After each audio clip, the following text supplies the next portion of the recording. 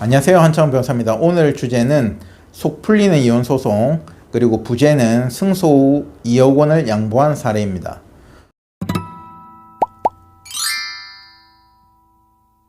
오늘 말씀드린 내용은 어떤 내용이냐면 우리가 이혼 소송이라는 거는 단순히 남대남의 뭐 돈을 빌려줬냐 어쨌냐는 이 민사소송이 아니라는 거죠. 부부로 살던 사람들이 어쨌든 이 이혼 절차를 거쳐서 각자의 삶으로 회귀를 하는 거예요. 각자의 인생. 그러면 이 이혼 절차라는 이혼 소송이라는 과정에서 어느 정도 나의 속풀이가 돼야 된다는 겁니다.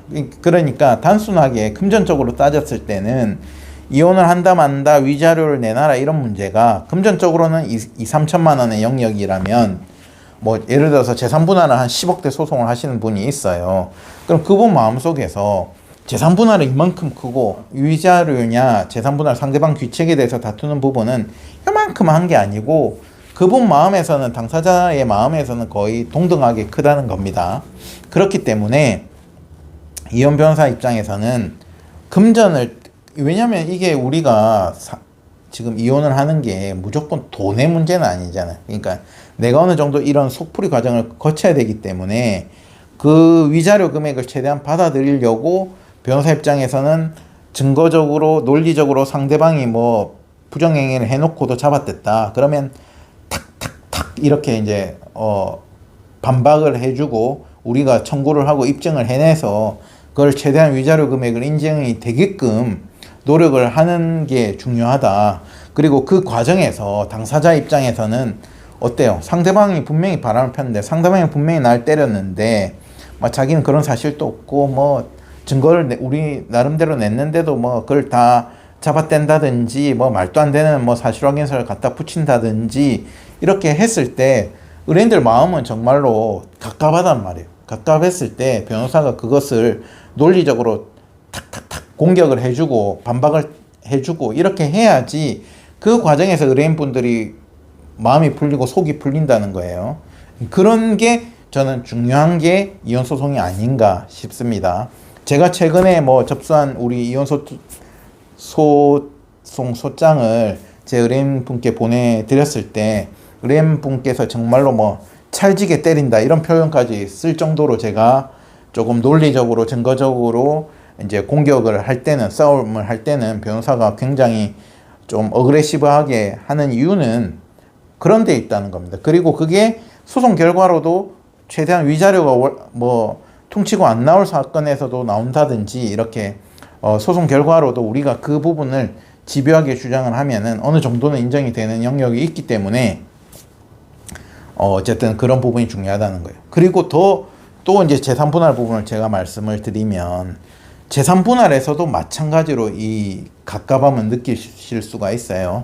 분명히 내가 이때 기여를 했는데 분명히 이건 내가 상속재산인데 분명히 내가 가사일이든 양육일도 내가 더 했기 때문에 재산분할에서 5대5가 아니고 내가 분명히 더 받아야 된다고 생각을 하는데도 불구하고 상대방은 그걸 다 부인하고 오히려 반대로 자기가 다 했다고 막 주장을 하고 했을 때 내 사건을 담당하고 있는 변호사가 그것을 정말로 논리적으로 증거적으로 탁탁탁 공격을 해줘서 그것을 뒤집을 수 있고 또 우리의 주도권을 유지할 수가 있어야지 속이 풀린다는 겁니다. 특히 재산분할은 더 그래요.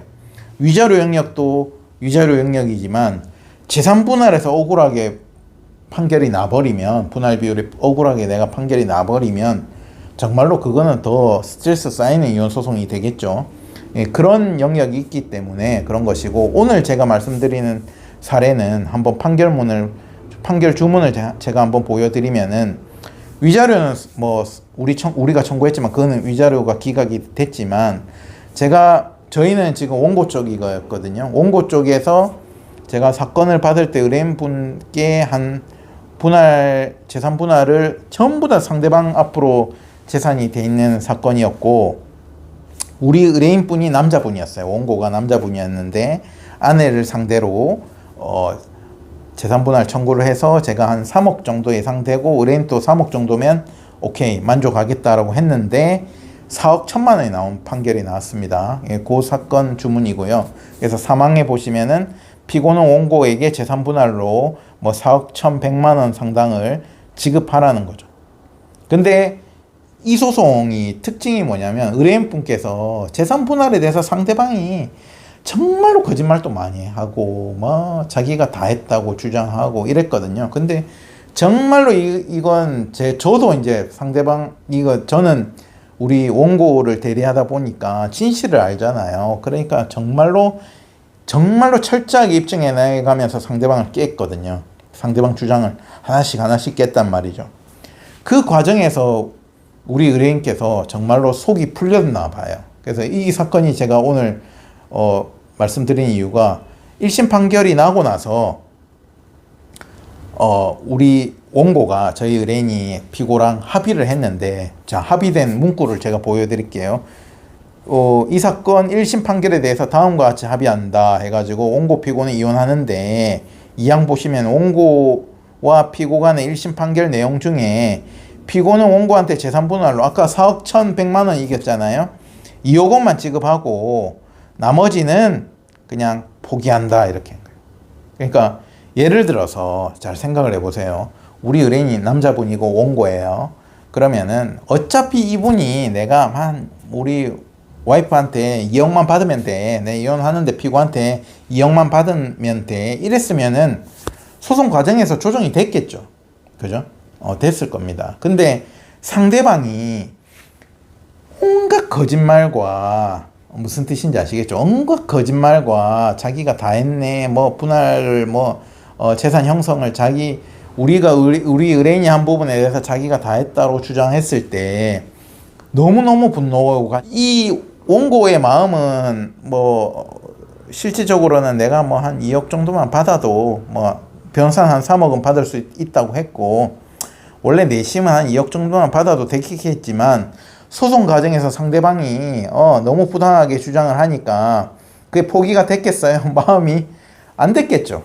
그러니까 저는 우리 의뢰인께서 2억을 원한다 이런 말씀 안 하셨기 때문에 당연히 그냥 맥스로 제가 받아들이려고 정말로 노력을 안 했겠어요. 그죠? 상대방 공격하는 거 그냥 단순히 아니다가 아니고 쪼목쪼목 시간 순서대로 다 반박해버리고 증거 찾고 해가지고 공격을 했단 말이에요. 저희 원고 입장에서. 그리고 4억 1,000만 원이라는 그 과정을 우리 의뢰인분께서는 어때요? 흐뭇하게 지켜보고 4억 1,000만 원이라는 진짜로 잘 나온 판결까지 딱 받고 나서는 어때요? 본인 마음이 쫙 풀린 거죠. 그러니까 내가 4억 1,000만 원 받았고 상대방 재산 다 감유해놨기 때문에 강제집행만 하면 되는 문제예요. 그런데 이제 다 이긴 자의, 이거는 뭡니까? 여유죠. 이긴 자의 여유. 그러니까 4억 1,100만 원 내가 이기고 아내한테, 전처한테, 이제 전처죠. 전처한테 딱 2억만 내놔. 이렇게 딱 포기를 시킨 거죠. 아마도 사과를 받았지 않았겠습니까? 승소한 다음에. 물론 피고는 자기가 4억 1,100만 원이나 질 거는 예상을 못했기 때문에 정말 피고 입장에서도 충격이었겠죠. 그죠? 자기가 지금 감유된 그 부동산을 매각해야 될 처지에 몰렸으니까. 그러니까 우리 의뢰인분이 그냥 딱 2억만 주고, 대출 받아서 나한테 2억만 딱 주고 딱 해라 이러면서 얼마나 마음이 풀렸겠어요. 그래서 제가 오늘 말씀드리는 사례는 매우 특이하기도 합니다. 이런 사례가 일반적이지는 않죠. 누가 이제 이혼을 했는데 2억 원이라는 큰 돈을 양보하기는 쉽지는 않잖아요. 아무리 오래 살았더라도. 근데 이 사건을 보면서 저도 좀 보람을 느꼈고 의뢰인분이 너무 좋아하셨어. 그냥 4억 1,100만 원으로 확 완전한 승소를 했기 때문에 좋아하신 거죠. 그죠? 2억 원을 이겼으면은 안 좋아하셨겠죠. 근데 이제 변호사한테도 성공보수도 막 기분 좋게 주고 다 내가 오케이를 해주고, 그 다음에 전처한테도 내가 딱 2억을 양보 딱 해주고 그렇게 좋게 끝난 사례입니다. 그래서 제가 이 사건을 보면서 정말로 돈이 다가 아니다. 이혼 소송에서는 내가 정말로 이기는 거, 이기고 그 다음에 소송 과정에서 정말로 논리적으로 증거적으로 속 시원하게 좀 싸우는 것들이 중요하다. 그래야지 내가 정말로 좋은 마음으로 내 새로운 인생을 출발을 한다. 이런 것들을 단적으로 보여준 사례였기 때문에 오늘 말씀드렸습니다. 감사합니다.